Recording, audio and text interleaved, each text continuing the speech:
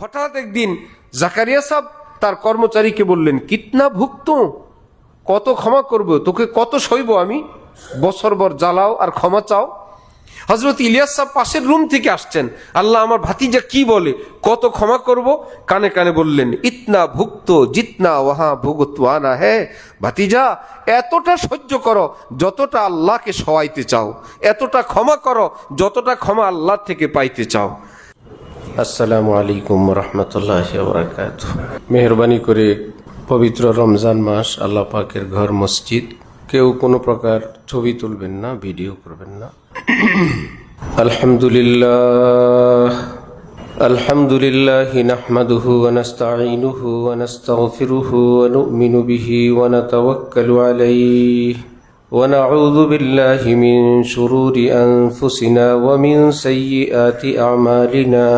من يهده الله فلا مضل له ومن يضلل فلا هادي له ونشهد أن لا إله إلا الله وحده لا شريك له ونشهد أن سيدنا ومولانا محمدا عبده ورسوله أما بعد فأعوذ بالله من الشيطان الرجيم بسم الله الرحمن الرحيم يا أيها الذين آمنوا كتب عليكم الصيام كما كتب على الذين من قبلكم لعلكم تتقون صدق الله مولانا العظيم وقال رسول الله صلى الله تعالى عليه وسلم من صام رمضان إيمانا واحتسابا غفر له ما تقدم من ذنبه ومن قام رمضان إيمانا واحتسابا غفر له ما تقدم من ذنبه ومن قام ليلة القدر إيمانا واحتسابا غفر له ما تقدم من ذنبه أو كما قال رسول الله صلى الله تعالى عليه وسلم। মোহতারাম মুসল্লিয়ানে কেরাম, আমি আল্লাহ পাক রব্বুল আলামিনের পবিত্র কালামের অংশবিশেষ তেলাওয়াত করলাম এবং হযরত রাসূল করিম সাল্লাল্লাহু আলাইহি ওয়াসাল্লামের একখানা হাদিস শরীফ পাঠ করলাম। আল্লাহ পাক কুরআন শরীফ এবং হাদিস শরীফের কামিল হেদায়েত আমাদের সকলকে নসিব ফরমান। কোরআনে পাক এবং হাদিসে পাকের নূরে আমাদের জীবনকে সুন্দর করার, আলোকিত করার তৌফিক দান করেন। পবিত্র রমজান মাস, রমজানের বারাকাত আমাদের সকলকে নসিব ফরমান। আমাদের উপর যে দায়িত্ব, কর্তব্য, আল্লাহ পাক সুন্দরভাবে আদায় করার তৌফিক দান করেন। আমরা যারা এখানে আছি, সারা পৃথিবীর যত মুসলমানরা আছেন, জীবিত আছেন, যারা কবরবাসী আছেন, আল্লাহ পাক সকলকে মাফ করে দেন। হযরত রাসূল করিম সাল্লাল্লাহু আলাইহি ওয়াসাল্লাম ইরশাদ করেন, যে ব্যক্তি ঈমানের সাথে আল্লাহর সন্তুষ্টির আশায় রমজান শরীফের রোজা রাখবে, আল্লাহ পাক তার অতীতের সমস্ত গুনাহ মাফ করে দিবেন। এবং তিনি ইরশাদ করেন, যে ব্যক্তি রমজান শরীফের ঈমানের সাথে সওয়াবের আশায়, আল্লাহ পাকের সন্তুষ্টির আশায় তারাবির নামাজ আদায় করবে, আল্লাহ পাক তার জীবনের সমস্ত গুনাহ মাফ করে দিবেন। একই হাদিসে তিনি ইরশাদ করেন, যে ব্যক্তি লাইলাতুল কদরে আল্লাহ পাকের বন্দিগি করবে, আল্লাহ পাক তার জীবনের সমস্ত গুনাহ মাফ করে দিবেন। আল্লাহ পাক আমাদেরকে সমস্ত নেয়ামত হাসিল করার তৌফিক দান করেন। তিনি মালিক, তিনি আমাদের সৃষ্টিকর্তা। তিনি যদি বান্দার ছোট্ট আমলকে বেশি দামে খরিদ করেন, এই ব্যাপারে তিনি স্বাধীন। তিনি আহাদ, তিনি সমাদ, কারো কাছে জবাবদিহিতা করতে হয় না। তিনি যদি ছোট্ট কিছুকে বড় দামে খরিদ করেন, তিনি মুখতার, তিনি ক্ষমতা রাখেন। তিনি ইরশাদ করেন, আমার বান্দা হাজার পাপ করুক, ভুল বিচ্যুতি করুক, জুলুম অত্যাচার করুক, নিজের জীবনটা যদি গুনায় জর্জরিতও করে ফেলে, আমার ভয়ে তার চোখের কোণায় যদি সামান্য একটু পানিও আসে, তার উপর আমি জাহান্নামকে হারাম করে দেই। চোখের পানিকে তিনি এত দামে খরিদ করবেন, তিনি স্বাধীন, তিনি কারোর কাছে জবাবদিহি করতে হবে না। পেয়ারা রসুল সাল্লাল্লাহু আলাইহি ওয়াসাল্লাম, যিনি আল্লাহ পাকের রহমতের খাজানার খবর রাখেন, তিনি আরেকটু ব্যাখ্যা করে বললেন, ইবকু, আমার উম্মত, আল্লাহ পাকের কাছে কান্নাকাটি করো। ফা ইল্লাম তাবকু, আমাদের মতন দুর্বল কমজোর মুমিনদের প্রতি, উম্মতের প্রতি লক্ষ্য করে নবীজি বলেন, কান্না যদি না আসে আমার, সেই উম্মতের কি হবে? কানতে চায় কিন্তু কান্না আসে না। তিনি তাদের জন্য আরেকটা পথ বললেন, ফা ইল্লাম তাবকু, কানতে যদি না পারো, কান্না যদি না আসে, ফাতাবা কাউ, কান্নার ভান করো। আমি আল্লাহর রহমতের খবর জানি, কানলেও তিনি ক্ষমা করবেন, কান্নার ভান করলেও তিনি ক্ষমা করে দিবেন। এই হাদিস যখন আমরা তিরমিজি শরীফে পড়ি, বাংলাদেশের বিখ্যাত মুহাদ্দিস, এশিয়া মহাদেশের শ্রেষ্ঠ আলিমি দ্বীনের অন্যতম, বাংলাদেশের নক্ষত্র আরিফ বিল্লাহ হযরত মাওলানা শাহ আব্দুল মতিন বিন হুসাইন সাহেব দামাত বারাকাতুহুম, সারা পৃথিবীতে আলেম ওলামাদের কাছে যিনি অত্যন্ত সমাদৃত, গ্রহণযোগ্য, তিনি ব্যাখ্যা করতে গিয়ে বলেন যে কোনো বাচ্চা ছোটবেলা সকাল থেকেই বাবার নিকট বায়না ধরলো, আমার জন্য মিমি আনতে হবে, চকলেট আনতে হবে। বাবা বললেন যে আনবো না, এগুলো ভালো না, স্বাস্থ্যকর না, ইত্যাদি ইত্যাদি। কিন্তু দীর্ঘ সময় কান্নার পর বিরক্ত হয়ে শেষে বলল, আচ্ছা থামো, নিয়ে আসবো। ছোট ছেলে দেখলো, আমি তো সকাল থেকে কান্না আরম্ভই করি নাই, ভাইয়া তো সাকসেস, দীর্ঘ সময় কান্নার পর বাবা তার জন্য আনবেন, আমি কি করব? হযরত বলেন, ছোট্ট ছেলে বাবার এই ঘোষণা দেখে গাল বাঁকা করে ওয়ালের সঙ্গে হেলান দিয়ে দাঁড়ায় আছে। কি ব্যাপার? ঠিক আছে থামো, তোমার জন্য নিয়ে আসবো। হযরত বললেন, একজন দীর্ঘ সময় কান্না করে চকলেট মিমি পায়, আরেকজন একটু গাল বাঁকা করেও পায়। বাবা যদি এমন দয়াল হন, এত মায়া হয় যে চোখের পানিওয়ালাকেও তিনি দিলেন, আরেকজনের কান্নার ভান করলেন, অভিমান করলেন, তাকেও দিলেন। রহমাতুল্লিল আলামিন পেয়ারা নবী হযরতে মুহাম্মদুর রাসূলুল্লাহ সাল্লাল্লাহু আলাইহি ওয়াসাল্লাম, তিনি সবচাইতে বেশি আল্লাহর খবর জানেন, তিনি সবচাইতে বেশি আল্লাহর খাজানার খবর রাখেন। কিয়ামতের দিন যখন হিসাব নিকাশের বিষয় আসবে, এক পর্যায়ে রাসূল সাল্লাল্লাহু আলাইহি ওয়াসাল্লাম আল্লাহ পাকের দরবারে গিয়ে সেজদায় লুটায়ে পড়বেন। সবই জানেন তারা দুইজন কিভাবে আল্লাহ থেকে নিতে হয়। আল্লাহ পাক ডেকে বলবেন, ইয়া মুহাম্মদ ইরফা রাসাক, হে আমার পেয়ারা নবী, আপনি সেজদায় পড়লেন, আপনি মাথা উঠান। তিনি উঠাবেন না। আল্লাহ পাক বলবেন, সাল তুতা, আমি জানি আপনি কিছু চাইবেন, ঠিক আছে, আপনি যা চাইবেন আমি আপনাকে অগ্রিম দেওয়ার ঘোষণা দিলাম, আপনি মাথা উঠান। নবী তাও উঠাবেন না। আল্লাহ পাক বলবেন, ওয়াসফা তুসাফা, আপনি কারো ব্যাপারে সুপারিশ করবেন, আপনার পাপিষ্ট গুনাহগার উম্মতের ব্যাপারে আপনি কিছু চাইবেন, আমি আল্লাহ ঘোষণা দিচ্ছি, যার জন্য আপনি সুপারিশ করবেন আপনার সুপারিশ কবুল করা হবে। তিনি বেশি জানেন। রহমতে হক বাহানা মি জোয়াদ, বাহা নমি জোয়াদ। আল্লাহ পাকের রহমত শুধু বাহানা খোঁজে, বান্দাকে কোন বাহানায়, কোন উছিলায় ক্ষমা করা যায়। সাহাবাই কেরামের সামনে রাসূল সাল্লাল্লাহু আলাইহি ওয়াসাল্লাম এরশাদ করেন, কেউ নিজের আমলের জোরে, শক্তির জোরে, ইমানের জোরে আল্লাহর নিকট ক্ষমা পাবে না, মুক্তি পাবে না। কেবলই আল্লাহ পাকের রহমত যাকে ক্ষমা করবে। এই মিজান হযরত আয়েশা বললেন, আপনি হিসাব সহজের কথা শিখান।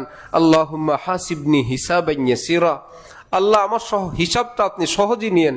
আল্লাহ হিসাব নিলে কি সে হিসাব সহজ হয়? আল্লাহর কাছে হিসাব আবার সহজে কিভাবে? নবী বললেন ফাযালিকিল আরজ, আয়েশা হিসাব সহজ হলো, আল্লাহ পাকের সামনে শুধু পেশ করা হবে, আল্লাহ পাক বান্দার আমল নামা হাতি নিয়ে দেখবেন, ভালো মন্দ সবই দেখবেন। সহজ মানে কিছু জিজ্ঞেস করবেন না, এটাই সহজ।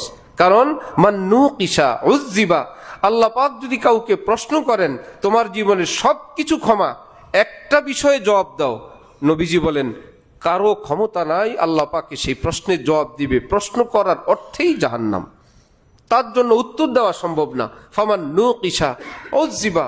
এক বুজুর্গ বলেন আল্লাহ পাকের নাজ নেয়ামত দেখে, আমার উপর আল্লাহ পাকের ইহসান করুণা দেখে মনে হয় আমি আল্লাহ পাকের একটু শুকুর গুজারি করি, আল্লাহ পাকের কৃতজ্ঞতা পোষণ করি। কি করব, এত নেয়ামত দিলেন, এত সব নাজ নেয়ামত আল্লাহ আমাকে দিলেন, একটু তো আল্লাহর শুকরিয়া আদায় করা দরকার। এখন শুনি শুকরিয়াও আল্লাহ পাকের নেয়ামত, আমি যে আল্লাহ পাকের শুকরিয়া আদায় করতে পারবো এটাও আল্লাহ পাকের নেয়ামত। তাহলে আরেকটা নেয়ামতের বোঝা আমার উপর আসলো, ঋণ তো আরো বাড়লো, পরিশোধের তো ব্যবস্থা হইল না। তো সাহাবাই কেরাম আল্লাহ পাকের নিকট কিভাবে চাইতে হয় নবীজি সেটা শিখাই দিতেন, যে এইভাবে চাও, এইভাবে চাও। কোরআনে পাকে আল্লাহ পাক বলেন ওয়াস্তাঈনু বিসসাবিরি ওয়াসসালাহ, আমার নিকট চাও সবরের মাধ্যমে, সালাত নামাজের মাধ্যমে। আল্লাহ পাক নামাজওয়ালাকে বেশি দেন। রসুল পাক সাল্লাল্লাহু আলাইহি ওয়াসাল্লাম ইরশাদ করেন, হাজার কঠিন পাপ হয়ে যাওয়ার পর বান্দা যদি উজু করে 2 রাকাত নামাজ পড়ে, আল্লাহ পাকের নিকট ক্ষমা চায়, আল্লাহ পাক ফেরেশতাদেরকে ডেকে বলেন আমার বান্দার ভুল হলো, কিন্তু সে নিশ্চিতভাবে জানে আমার এক মালিক আছেন, চাইলে তিনি শাস্তিও দিতে পারেন, চাইলে তিনি ক্ষমাও করতে পারেন। আমার বান্দা সে আশায় আমার কাছে হাত তুললো, ফেরেশতারা সাক্ষী থাকো আমি আমার বান্দাকে মাফ করে দিলাম। উহুদ যুদ্ধে অত্যন্ত নির্মম ভাবে হযরতে হামজা রাদিয়াল্লাহু তাআলা আনহুকে যে শহীদ করলো ওয়াহশী, এক পর্যায়ে নবীজি যে নবীজির চাচা হত্যাকারী ওয়াহশীর নিকট তওবার বার্তা প্রেরণ করলেন। ওয়াহশী নবীজির পক্ষ থেকে দূত পৌঁছার পর সে পাল্টা বলতেছে আপনাদের নবী আমাকে কিভাবে ইসলাম গ্রহণের কথা বলেন, আপনাদের কোরআনেই তো আছে যে মানুষ হত্যা করে, বিভিন্ন রকমের পাপাচার করে, আল্লাহ পাক তাকে শাস্তি দিবেন, বরং দ্বিগুণ শাস্তি দিবেন। কোরআন কি সত্য না? হ্যাঁ সত্য। তা আমি তো সেই পাপাচার সব কিছু করা শেষ, কোরআনের কথা অনুযায়ী আমি শাস্তিযোগ্য, আবার আপনার নবী বলেন আমাকে তওবা করার জন্য। দূত চলে আসলেন নবীজির নিকট, আসার পর বলল ওয়াহশী তো আমাদের কোরআন দিয়ে আমাদের বিপক্ষে দলিল দেয়। জিবরিল আমিন আয়াত নিয়ে আসলেন ইল্লা মান তাবা ওয়া আমানা ওয়া আমিলা আমালান সালিহা, শাস্তিতে দিব আমি আল্লাহ, যার জন্য শাস্তি অবধারিত, এইরকম মানুষও যদি জীবদ্দশায় তওবা করে, নেক আমলের উপর অটল থাকে, আমি আল্লাহ তাকেও মাফ করে দিব। নবীজি খুশি হয়ে দূতকে বললেন যা ওয়াহশীকে বলো এইবার তো কোরআনে আয়াত আসলো, তওবা করলে আল্লাহ ক্ষমা করবেন। আয়াত শোনানোর পর সে বলে হাযা শারতুন শাদীদ। দেখলা আল্লাহ পাক কি শর্ত দিলেন, ইল্লা মান তাবা, এইটুকুন তো বলেন নাই ওয়া আমানা ওয়া আমিলা আমালান সালিহা। আরবিতে পণ্ডিত ছিল, সে বলল আমালান সালিহা, আমল বলে ওই আমলকে যে আমলটা মানুষ ধারাবাহিকভাবে লাগাতার করতে থাকে, এই আমলকে বলে আমল। একবার যদি বলে করে এটাকে বলে ফেল, কর্ম একবার করলো, আর যেটা লাগাতার করে এটাকে বলে আমল। সে বুঝে ফেললো কোরআনের গভীর কথা, যে তওবা করতে হবে, লাগাতার আমলের উপর থাকতে হবে, আল্লাহ পাক তারপর ক্ষমা করবেন। এটা তো আমার দ্বারা বড় মুশকিল, তওবা করার পর আমলের উপর সব সময় থাকতে হবে, বড় মুশকিল। আবার ফেরত আসছে, ফেরত আসলে নবীজির নিকট বললে আবার আল্লাহ পাক বললেন আমি যাকে চাই বিনা শর্তে আমি তাকেই ক্ষমা করে দেব। সাহাবী গেলেন, ভাই আপনার শর্ত আরো সহজ হইল, আল্লাহ পাক যাকে চাইবেন তাকেই ক্ষমা করবেন। ওয়াহশী বলে আমি কিভাবে জানবো আমাকে চাইলো কিনা? তিনি তো আমার কথা বলেন নাই, আমাকে তিনি ক্ষমা করবেন বা আমার ব্যাপারে কোনো নতুন কোনো বার্তা সেটা তো আমি বুঝি না। তিনি যাকে চান আমাকে চাইবেন সেটা তো এত স্পষ্ট না। আবার দুধ ফেরত আসছে। मेरे करीम से कतरा अगर किसी ने मांगा, दरिया बहा दिए हैं दुर्बे बहा दिए हैं, ऐ खुदा तू करीमी व रसूले तू करीम, सद शुक्र के माए मियाँ ने दू करीम। আল্লাহ পাকের এক নাম করিম, নবীজির এক উপাধি তিনিও করিম। করিম বলে এমন সত্তাকে যাকে দিতে চান সে নিতে চায় না, তারপরে বাহানা করে করে দেয়, এইরকম সত্তাকে বলে করিম। ওয়াহশীকে ক্ষমা করার ব্যবস্থা করতে চান, ওয়াহশী নিতে চায় না। আল্লাহ বলেন আমি আবার আয়াত নাজিল করব, নবী বলেন আমি আবার দূত পাঠাবো। এই জন্য এক গুনাহগার, এক কবি বলেন আমার অত টেনশন নাই, আমার আল্লাহও কারিম আমার নবীও কারিম, দুই কারিমের মধ্যখানে আমি একজন গুনাহগার, একটা ব্যবস্থা হবেই। আয় আল্লাহ আপনিও কারিম, আমি না হইলে নাই চাইলাম, আপনি শুধু যারা চায় তাদেরকেই তো দেন না, যারা চায় না তাদেরকেও দেন, এমন আল্লাহ আপনি। আমার নবী আপনিও এমন কারিম, শুধু যারা চায় তাদেরই সুপারিশ করেন না, যারা আপনার নিকট সুপারিশের জন্য আবেদন করার যোগ্যতা রাখে না আপনি তাদেরকেও খুঁজে খুঁজে সুপারিশ করেন। আমার আল্লাহও কারিম আমার নবীও কারিম। নবীজির নিকট আসলে আসমান থেকে আল্লাহ পাক আয়াত পাঠাইলেন, কুল ইয়া ইবাদিয়াল্লাযীনা আসরাফু আলা আনফুসিহিম লা তাকনাতু মির রাহমাতিল্লাহ ইন্নাল্লাহা ইয়াগফিরুয যুনুবা জামিআ ইন্নাহু হুয়াল গফুরুর রহিম। হে নবী আপনি বলেন তো আমার বান্দাদেরকে, যাদের জীবনে জুলুম অত্যাচারের কোনো সীমা নাই, জুলুম অত্যাচার করে যারা ডুবে গেছে গুনার মধ্যে, জর্জরিত গুনায়, আপনি তাদেরকে বলেন লা তাকনাতু মির রাহমাতিল্লাহ, আল্লাহর রহমত থেকে নিরাশ হয়েও না। ইন্নাল্লাহা ইয়াগফিরুয যুনুবা জামিআ, আল্লাহ পাক তোমার জীবনের সমস্ত গুনাহ মাফ করে দিবেন। ক্ষমা নেয়ার জন্য কত শর্ত, কত ব্যবস্থা রব্বুল আলামিন সেই ওয়াহশীর বরকতে কিয়ামত পর্যন্তের জন্য আয়াত আমাদের জন্য উন্মুক্ত হয়ে গেল। যে গুনাহগারের গুনাহ, হযরত ওমর ফারুক রাদিয়াল্লাহু তাআলা আন বলতেন যে আমি যখন আমার গুনাহের দিকে দেখি, হযরত ওমর যিনি আশারায়ে মুবাশশারার অন্যতম সদস্য, তিনি বলেন আমি যখন আমার গুনাহের দিক দেখি আল্লাহ এত গুনাহ। আবার যখন আমার আল্লাহর রহমতের দিকে তাকাই তখন মনে হয় এত বড় রহমতের সামনে এই সামান্য গুনাহ।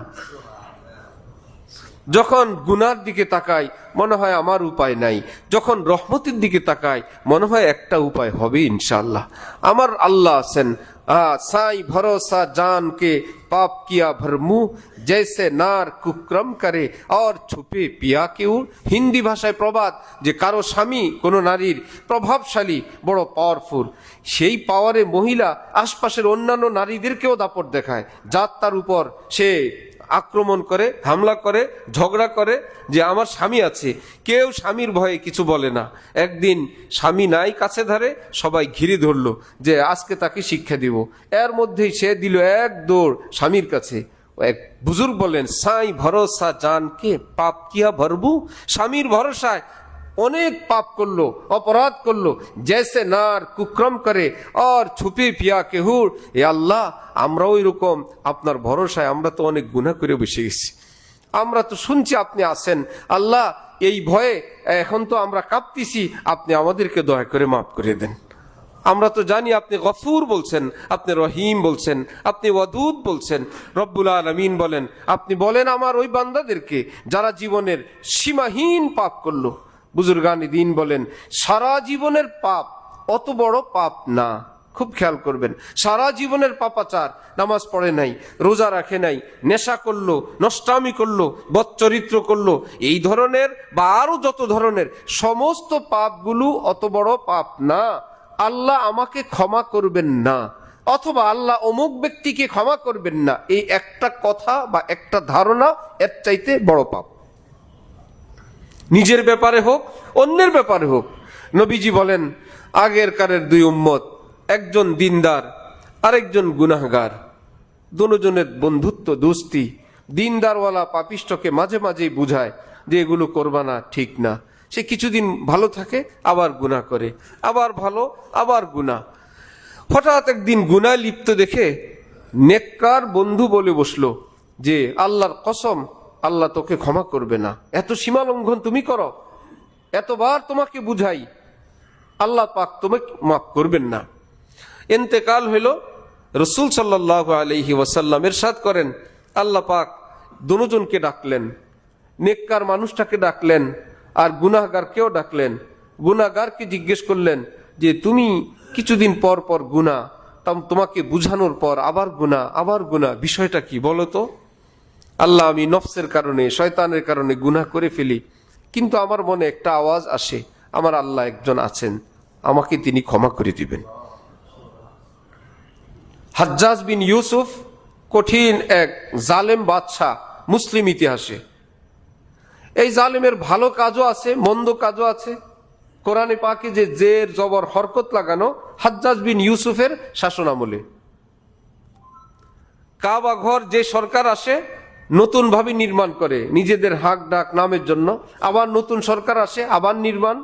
আলেম ওলামারা দেখলেন এই ঝামেলা, তো আলেমরা সারা পৃথিবীর একমত হইলেন কাবা ঘর যেমন আছে এমনই থাকবে কিয়ামত পর্যন্ত, নতুন ডিজাইনও হবে না আর নির্মাণেরও প্রয়োজন নাই।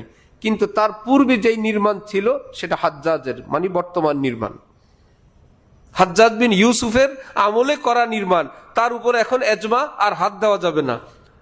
কাবা ঘর নির্মাণ, কোরআনে পাকের হরকত লাগানো, এইরকম বড় বড় কাজও আছে। আবার সাহাবী হত্যা, তাবি হত্যার মতন জঘন্য অপরাধও হাজ্জাজ বিন ইউসুফ করছে, কঠিন কঠিন। একদিন তার মা তাকে প্রশ্ন করলো, হাজ্জাজ, আল্লাহ পাক তোকে মাফ করবেন? হাজ্জাজ বিন ইউসুফ তার মাকে বলল, আচ্ছা মা, আমার ভালো মন্দ সবই তুমি জানো, আমার হিসাবটা যদি আল্লাহ পাক তোমার কাছে দেন। হাজ্জাজের মা, তোমার ছেলের বিচার তুমি করো, এই জান্নাতের চাবি, এই জাহান্নামের চাবি, তুমি চাইলে জান্নাত দিতে পারো, তুমি চাইলে জাহান্নামেও ফেলতে পারো, তুমি বিচার করো, তার ভালো মন্দ সব জানো। মা, তোমার কাছে আমার প্রশ্ন, তুমি কি করবা? জাহান্নামে ফেলবা? মা কান্না আরম্ভ করছে, না, আল্লাহ যদি আমাকে সুযোগ দেন আমার বাবারে আমি জান্নাত দিয়ে দিব। হাজ্জাজ বিন ইউসুফ বলল, তোমার বুকে সামান্য একটু মায়া ভিক্ষা দিয়ে নেওয়ালা আল্লাহ, আমার আল্লাহর কাছেও আমার আশা, আমার আল্লাহ আমাকে মাফ করে দিবেন। একটু পরেই তার মৃত্যু হয়ে গেছে। বুজুর্গানি দিন বলেন, জালেম শেষ কথা তো এমন কথা বলছে, আশা করি আল্লাহ পাক ওই কথার উসিলায় তাকে মাফ করে দিবেন। এই জন্য গুনাহ গুনার জায়গায় বড়, কিন্তু আল্লাহ পাকের রহমত কি অল্প বড় না অনেক বড়? অনেক বড় বলতে সারা পৃথিবীর সমস্ত মানুষের পাপগুলো আল্লাহ পাকের রহমতের সামনে একটা সরিষার দানার বরাবর না। সমস্ত মানুষের পাপ, সেই মানুষ যদি বলে আমার ক্ষমা হবে কিনা, অমুকের ক্ষমা হবে কিনা। আরিফ বিল্লাহ হযরত মাওলানা শাহ হাকিম আখতার রহমতুল্লাহ আলাই, মস্ত বড় বুজুর্গ আল্লাহওয়ালা, তিনি বলেন হাতির শিঙের উপর মাছি বসে যাওয়ার সময় কানে কানে বলে আমাকে ক্ষমা করবেন। কি ব্যাপার?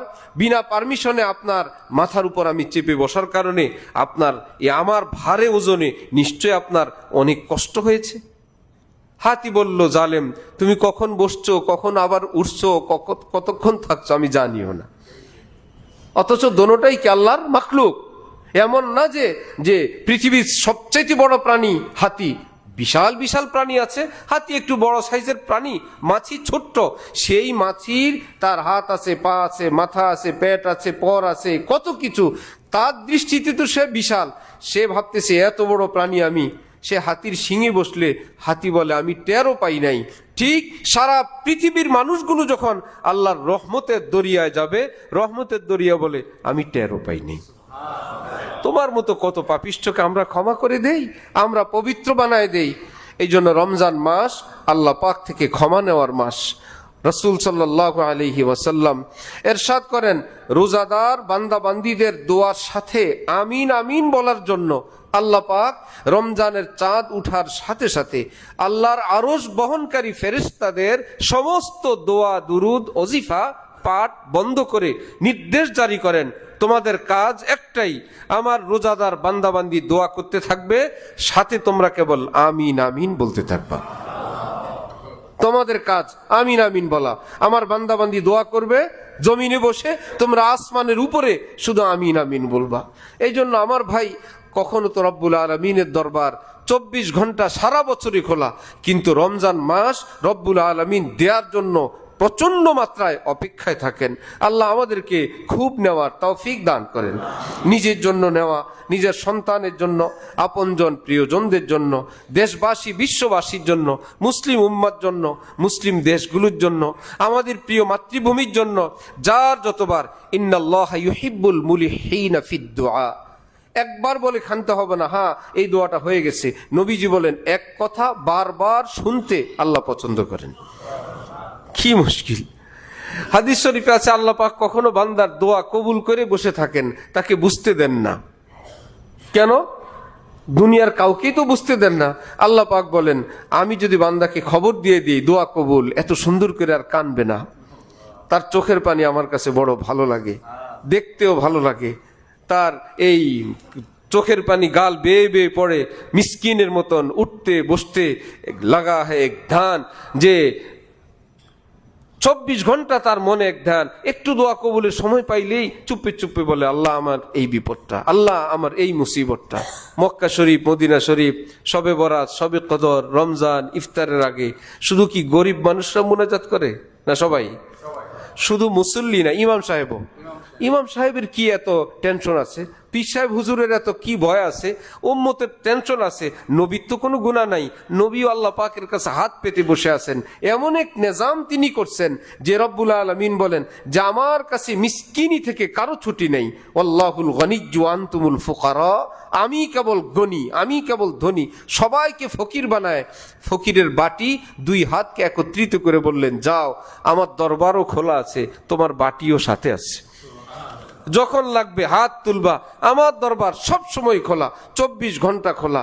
তো রব্বুল আলামিন আমাদেরকে দেওয়ার জন্য কত সব ইন্তজাম করে আবার রমজান শরীফ দিলেন।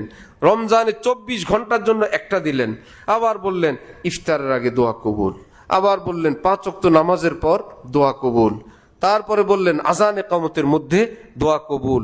প্রতিদিন মাগরিবের আগে দোয়া কবুল, রাত গভীরে দোয়া কবুল, তাহাজ্জুদ পড়লে দোয়া কবুল, দান সৎকা করে দোয়া করলে দোয়া কবুল, কাউকে কোনো ভুল বিচ্যুতি ক্ষমা করে দোয়া করলে দোয়া কবুল। কারণ ইরহামু মান ফিল আরদ ইয়ারহামুকুম মান ফিস সামা। দাওয়াত ও তাবলীগের প্রতিষ্ঠাতা হযরত মাওলানা ইলিয়াস সাহেব রহমতুল্লাহি আলাইহি। বর্তমান পৃথিবীতে 6 উসুল ভিত্তিক যে দাওয়াত ও তাবলীগ, এটার শুরু হযরত মাওলানা ইলিয়াস সাহেব রহমতুল্লাহি আলাইহি। তো তিনি তার ভাতিজা হযরত মাওলানা শেখুল হাদিস জাকারিয়া সাহেব রহমতুল্লাহি আলাইহি, ফাজাইলে আমাল কিতাবের লেখক হযরত জাকারিয়া সাহেব রহমতুল্লাহি আলাইহি। তো 2 রুমে 2 জন চাচা ভাতিজা। জাকারিয়া সাহেবের এক কর্মচারী খাদেম ভুল করেন আর বললেন হযরত গলতি হো গই, মুআফ ফরমা দीजिए। ठीक है, मुआफ है, आइंदा ख्याल रखना। আবার হযরত গলতি হো গই, মুআফ ফরমা दीजिए। বছর ভর এমনই করেন। হঠাৎ একদিন জাকারিয়া সাহেব তার কর্মচারীকে বললেন কিতনা ভুগতো, কত ক্ষমা করব, তোকে কত সইব আমি, বছর ভর জ্বালাও আর ক্ষমা চাও। হযরত ইলিয়াস সাহেব পাশের রুম থেকে আসছেন, আল্লাহ আমার ভাতিজা কি বলে, কত ক্ষমা করব। কানে কানে বললেন ইতনা ভুগতো জিতনা ওয়াহা ভুগতওয়ানা হে। ভাতিজা এতটা সহ্য করো যতটা আল্লাহকে সওয়াইতে চাও, এতটা ক্ষমা করো যতটা ক্ষমা আল্লাহ থেকে পাইতে চাও। হযরত জাকারিয়া সাহেব মাথা নিচু করলেন, আল্লাহ চাচা বাবার ভূমিকাই পালন করলেন, আমি তো মেজাজ করে বলে ফেললাম, এরকম বলা তো আমার ঠিক হয় নাই। নবীজি বলেন জমিনওয়ালাদের উপর রহম করো, আসমানওয়ালা তোমার উপর রহম করবেন। জমিনওয়ালাদেরকে ক্ষমা করো, আসমানওয়ালা তোমাকে ক্ষমা করবেন। এই জন্য ওয়াল কাযিমিনাল গাইজ ওয়াল আফিনা আনিন নাস, রমজানের এক গুরুত্বপূর্ণ শিক্ষা মানুষের প্রতি সদয় হওয়া, সদয় হওয়া। হাদিস শরীফে আছে কিয়ামতের দিন আল্লাহ পাক বান্দার আমল ওজন করবেন, সবচাইতে ভারী যে আমল হবে সেটার নাম উত্তম আখলাক, উত্তম চরিত্র। নবীজি ইরশাদ করেন যে আকমালুল মুমিনিনা ঈমানান আহসানুহুম খুলুকা। ভিতরে ঈমান কার বড় আছে এটা মাপার যন্ত্র হলো কার চাল চলন, আচার ব্যবহার, লেনদেন, ভাষা যত সুন্দর, মনে রাখবা ভিতরে তার ঈমান তত সুন্দর। আমাদেরকে জিজ্ঞেস করলে আমরা কি বলতাম, যার পাগড়ি যত লম্বা ঈমান তত লম্বা, তাহাজ্জুদ যত বেশি ঈমানদার তত বেশি, দান যার যত বড় পরিমাণে ঈমানদার তত বড় পরিমাণে, যে বড় হুজুর সে বড় ঈমানদার। নবীজি বলেন না, ঈমানের মাপকাঠি হলো যার আখলাক যত সুন্দর সে তার ঈমান তত সুন্দর। আল্লাহ আমাদেরকে সে আখলাকওয়ালা হওয়ার তৌফিক দান করেন। হযরত ডাক্তার আব্দুল হাইসাব রহমতুল্লাহি আলাইহি ভারতের মস্ত বড় বুজুর্গ ছিলেন। বর্তমান পৃথিবীর শ্রেষ্ঠ আলেম শেখুল ইসলাম আল্লামা তাকি উসমানী সাহেবের শায়েখ ছিলেন। ওনার ভাই রফি উসমানীর শায়েখ ছিলেন ডাক্তার আব্দুল হাইসাব রহমতুল্লাহি আলাইহি। তিনি বলেন, আমি মসজিদের সামনের কাতারে ছিলাম, পিছনের কাতারে একটা ছেলে কান্নাকাটি করে দোয়া মুনাজাত, আমি দেখে বড় খুশি হইলাম। কম বয়সী ছেলে, মাশাআল্লাহ, এত চোখের পানি, মাশাআল্লাহ, বাইজিদ বোস্তামির মতো বুজুর্গ হবে ইনশাআল্লাহ। বেশ কিছুক্ষণ পর আবার পিছনেই একটু ঝগড়ার আওয়াজ, দেখি ওই যুবক ছেলেটাই একজন মুরব্বীকে অকথ্য ভাষায় গালিগালাজ করে। অপরাধ, মুরব্বী পিছনের দিকে যাওয়ার সময় মুনাজাতরত যুবকের সঙ্গে ধাক্কা লাগছে।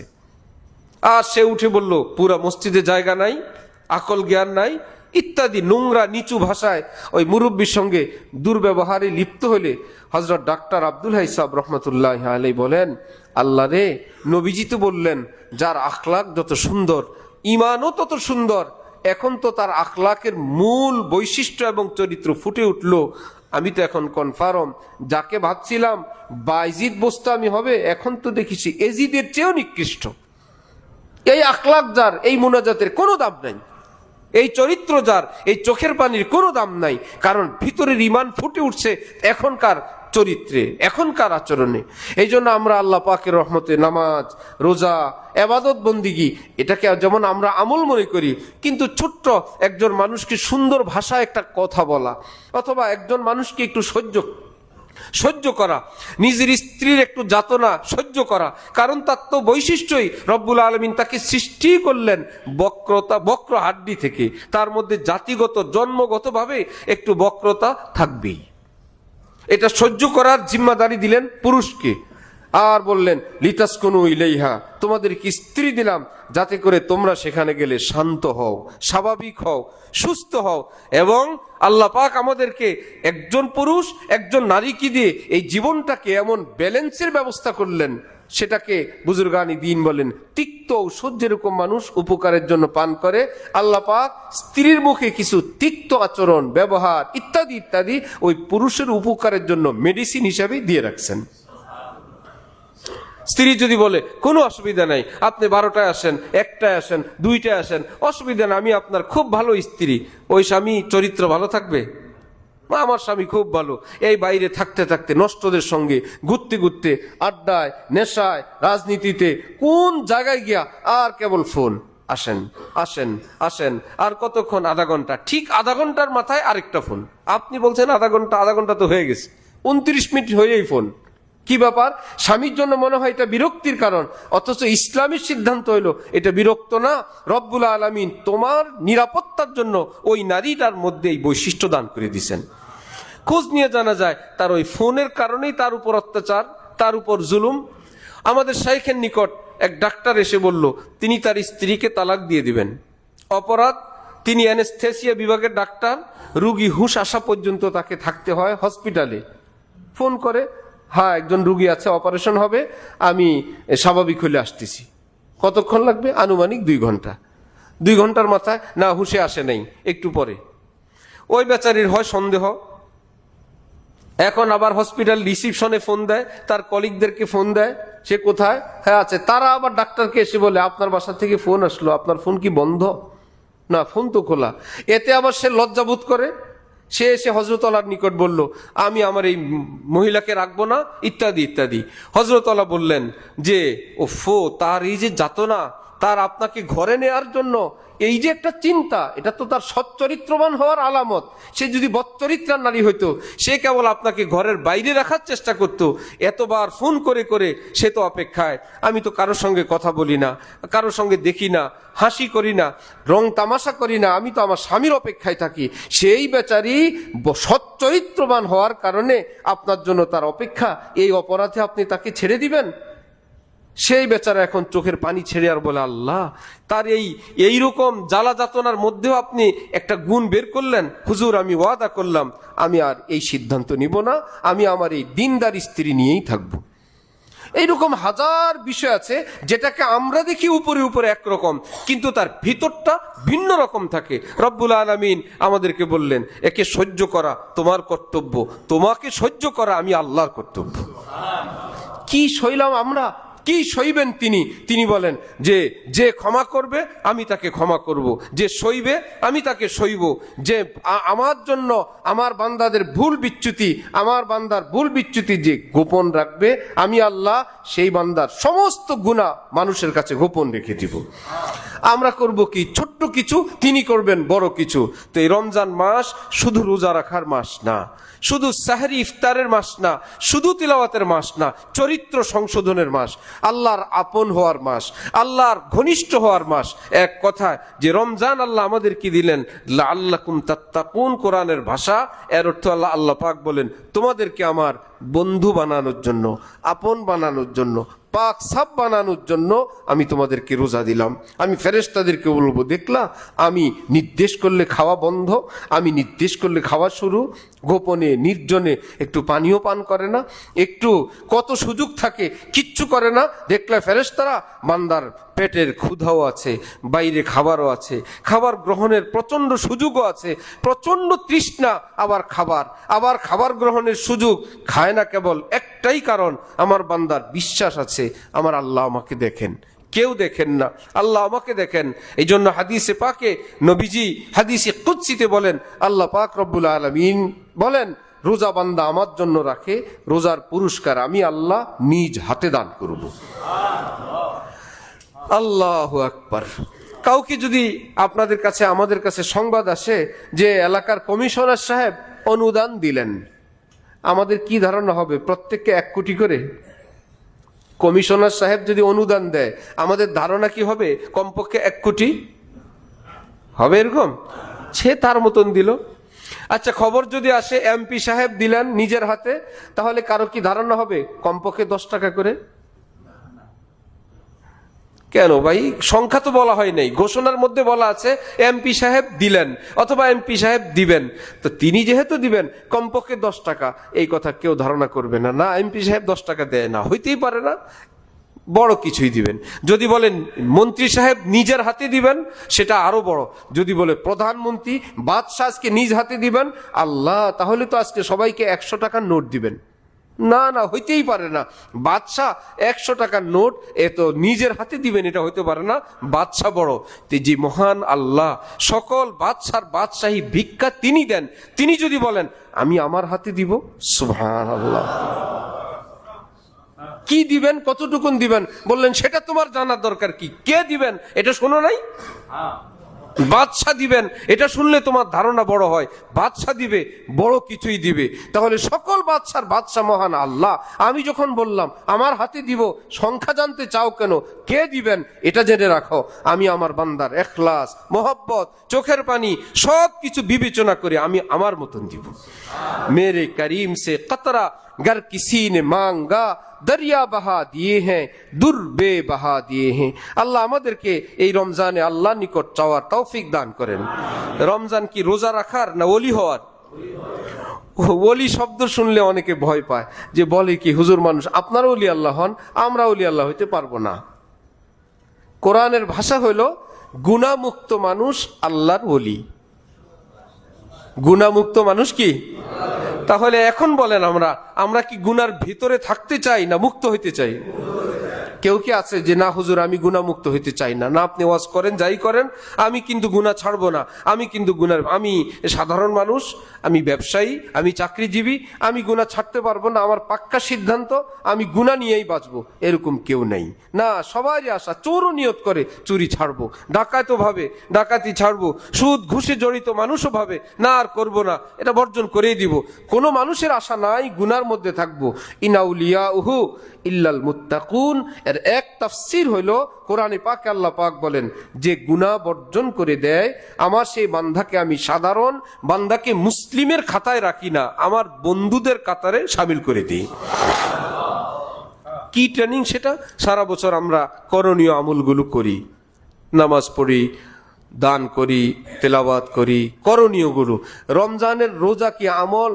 এটা আমাদের করণীয়, বর্জনীয়। খাওয়া বর্জন, স্ত্রীর কাছে যাওয়া বর্জন, গীবত বর্জন, জুলুম অত্যাচার বর্জন। বর্জনীয় আমলের একটা ট্রেনিং হলো রমজান। নিজের অভ্যাসের সকালের ব্রেকফাস্ট, দুপুরের খাবার, বিকালের চা, মাথা গরম হয়ে যায় সময় মতন খাবার প্রস্তুত না থাকলে, সব গরমের মাথা এখন কি ঠান্ডা, যে কারণ বর্জন, হালালও বর্জন। 3 বেলা খাবার কি হারাম ছিল না হালাল ছিল? হালালও বর্জন, তাহলে হারাম কি থাকবে না? সেটাও বর্জন। বর্জনের একটা ট্রেনিং মুসলিম সমাজের মধ্যে, করণীয় ট্রেনিং ব্যাপক। দান করা চাই, ভালো কাজ করা চাই, কিন্তু গুনাহ বর্জন করা চাই, এই ট্রেনিংটা আমাদের মধ্যে কম। ভালো মানুষের ঘরে দেখা যায় সব আছে, কিন্তু ঘরে পর্দা নেই, পর্দার পরিবেশ নেই। হ্যাঁ, নামাজ আছে, রোজা আছে, সাপ্তাহিক রোজা আছে, মনে করে আমল করলে আমলওয়ালা হয়। নিশ্চয়ই আমল করলে আমলওয়ালা হয়, কিন্তু আমলের 2 চাকা। সাইকেলের 2 চাকা যেমন, আমলের চাকাও 2টা, একটা করণীয়, একটা বর্জনীয়। 2 চাকা মিলে এর নাম হয় আমল। শুধু করণীয় আমল যিনি করবেন, 1000 বছর যদি হায়াত পায়, বর্জনীয়টা বর্জন না করলে তার নাম ফাসেক, পাপিষ্ট আমলওয়ালা। অথচ তিনি সাপ্তাহিক রোজা রাখেন, প্রতি বছর হজ উমরা করেন, 5 ওয়াক্ত নামাজ পড়েন, নিয়মিত আল্লাহর বন্দিগি করেন, সব কিছু করেন, কিন্তু এক পার্ট রয়ে গেল যেটা বর্জন করার, সেটা করেন না। 1000 বছর আমলওয়ালার নাম কি? গুনাহগার আমলওয়ালা। আরেক বেচারা এত আমল করেন না, কিন্তু গুনাহ করেন না। যেটা করণীয় করে নেন, হালাল খান, আর কোন ধরনের জুলুম অত্যাচার পাপ সীমালঙ্ঘন করেন না। তার মানে দোনোটাই তার মধ্যে আছে। কোরআনের ভাষায় ইনাউলিয়াহু ইল্লাল মুত্তাকুন, এইরকম বান্দারা হলো আমি আল্লাহর ওলি, তারা হলো আল্লাহওয়ালা। তো রমজান আল্লাহ পাক আমাদেরকে দিলেন গুনাহ মুক্ত হওয়ার জন্য। হিম্মত করি আমরা সকলে গুনাহ মুক্ত থাকার চেষ্টা করব ইনশাআল্লাহ। আল্লাহ আমাদেরকে তৌফিক দান করেন। আল্লাহ আমাদেরকে, আমাদের মুসলিম সমাজকে জুলুম অত্যাচার এবং বাড়াবাড়ি সীমালঙ্ঘন থেকে তওবা করে আল্লাহ পাকের নেক বান্দা হওয়ার তৌফিক দান করেন। ওয়া আখিরু দাওয়ানা আনিল হামদুলিল্লাহি রাব্বিল আলামিন। একটু বসেন, দুরূদ শরীফ পড়েন, সংক্ষেপে দোয়া করে নি। আল্লাহুম্মা সাল্লি আলা সাইয়্যিদিনা মুহাম্মদ ওয়া আলা আলি মুহাম্মদ ওয়া বারিক ওয়া সাল্লিম। আলহামদুলিল্লাহি রাব্বিল আলামিন والصلاة والسلام على رسوله الكريم. ربنا ظلمنا أنفسنا وإن لم تغفر لنا وترحمنا لنكونن من الخاسرين. ربنا آتنا في الدنيا حسنة وفي الآخرة حسنة وقنا عذاب النار. يا الله رحمن رحيم মেহেরবান আল্লাহ, আয় আল্লাহ এই পবিত্র রমজান মাস জুমার দিনে, আয় আল্লাহ এই মুহূর্তে, আয় আল্লাহ আপনার ঘরে বসে আমরা আপনার কাছে ফরিয়াদ করি, আয় আল্লাহ আমাদের জীবনের সমস্ত গুনাহ মাফ করে দেন। আয় আল্লাহ আমাদের জানা অজানা, ছোট বড়, নতুন পুরাতন সকল গুনাহ থেকে, দিল জান থেকে আমরা তওবা করি। আয় আল্লাহ আমাদের তওবাকে আপনি কবুল করে নেন। আয় আল্লাহ আমরা এতটা গুনাহগার, এতটা পাপিষ্ট, আল্লাহ আপনার কাছে চাইতেও আমরা শিখি নাই। আয় আল্লাহ আমাদের ভরসা আপনি কারীম, আপনার রসুল কারীম। আয় আল্লাহ এই রমজানে আপনার ওলিদেরকে আপনি কত কিছু দিবেন, যারা চাইতে জানে তাদেরকে আপনি কত কিছু দিবেন, চোখের পানিওয়ালাদেরকে আপনি কত কিছু দিবেন, তাহাজ্জুদওয়ালাদেরকে কত কিছু দিবেন। আয় আল্লাহ তাদের সঙ্গে আমাদেরকেও কবুল ফরমান। আয় আল্লাহ যার মনের যত নেক কামনা আপনি কবুল ফরমান। আয় আল্লাহ অনেকে দোয়া চেয়েছেন মাওলা, আয় আল্লাহ অসুস্থ তাদেরকে আপনি সুস্থতার হায়াত দান করেন। আয় আল্লাহ অনেকের আত্মীয় স্বজনের ইন্তেকাল হয়ে গেছে, আয় আল্লাহ তাদের কবরকে আপনি জান্নাতের টুকরা বানায় দেন। আয় আল্লাহ তাদের কবরকে আপনি শান্তিময় করে দেন, তাদের জীবনের ভুল বিচ্যুতিগুলো আপনি ক্ষমা করে দেন। আয় আল্লাহ এই মসজিদ নির্মাণের শুরু থেকে এ পর্যন্ত, আয় আল্লাহ যারা দুনিয়া থেকে বিশেষ করে চলে গেছেন, আয় আল্লাহ তাদের কবরগুলোকে আপনি জান্নাতের টুকরা বানায় দেন। আয় আল্লাহ সমস্ত কষ্ট থেকে আপনি মুক্তি দান করে দেন। আয় আল্লাহ যারা জীবিত আছেন তাদের হায়াতে বরকত দান করেন। আয় আল্লাহ তাদেরকে এলিমওয়ালা বানায় দেন, নূরওয়ালা বানায় দেন, রহমতওয়ালা বানায় দেন। আয় আল্লাহ এলাকার মধ্যে খাস রহমত দান করেন। আয় আল্লাহ আপনার রহমতের বেষ্টনীতে আপনি রাখেন। আয় আল্লাহ সকলের সকল পেরেশানি আপনি দূর করে দেন। আয় আল্লাহ যারা ঋণওয়ালা ঋণ পরিশোধে তৌফিক দান করেন, অসুস্থদেরকে সুস্থ করে দেন। আয় আল্লাহ পরিবার পরিজনকে দিনদার নেককার আল্লাহওয়ালা হওয়ার তৌফিক দান করেন।